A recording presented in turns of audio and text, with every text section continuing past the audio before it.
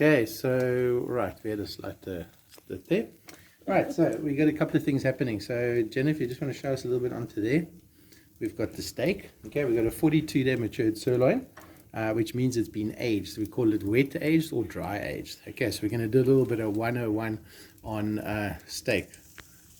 All right, so what we're going to do now is talk about this. So this is 42-day matured. It's been done in wet matured in a bag. Okay, so it's looking really good. And it's going to be super tender. So I want to show you a little thing. So a lot of people, some fallacies, people think that they shouldn't season salt or shouldn't season your steak before you cook it. As they say, oh yeah, but it takes some moisture out. Yes, it does, but that's over a period of time. And that's what we call curing, okay? But in this case, when we braai, we always put it on first.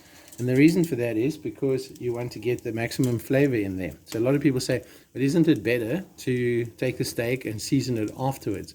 Well, that unfortunately is not really the solution, because when you do that, you don't get all the salt on there that you expect to have. So as chefs, we season always beforehand.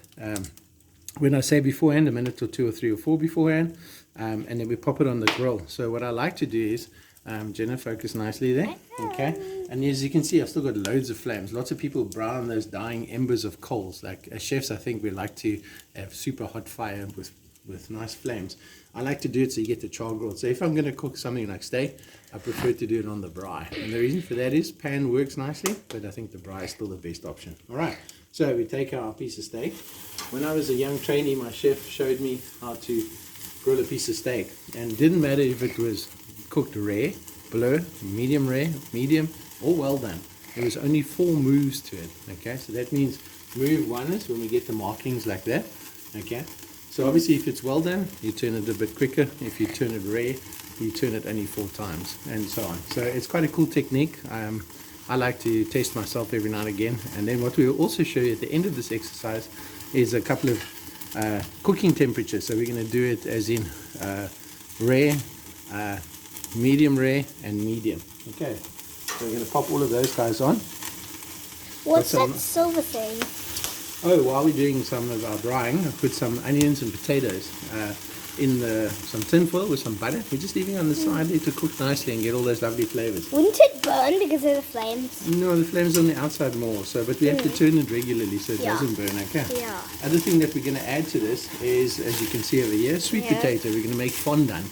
So we put a blob of butter in, and we're going to let it sit on the side of the grill, and that's going to turn into some lovely, yummy sweet potato fondants. Okay. And I peeled them. You did indeed. And then over here we've got our mushrooms, which we're going to basically toss in there. So this will be a little meal for us later on while we're busy doing the grilling. Okay, let's turn these things around. So the first one we had was step 1. Get the markings. Get the markings. These guys have got a little bit more fat on them, so we're just going to move them a little bit off there. And then what you do is mark 2, and then long ways, mark 3, and then other way, mark 4. And then you get the perfect grill marks on there. And at that stage, you should have your steak cooked however you want, or it's been requested. Okay? So I like to seal my steaks on the fire to get them going.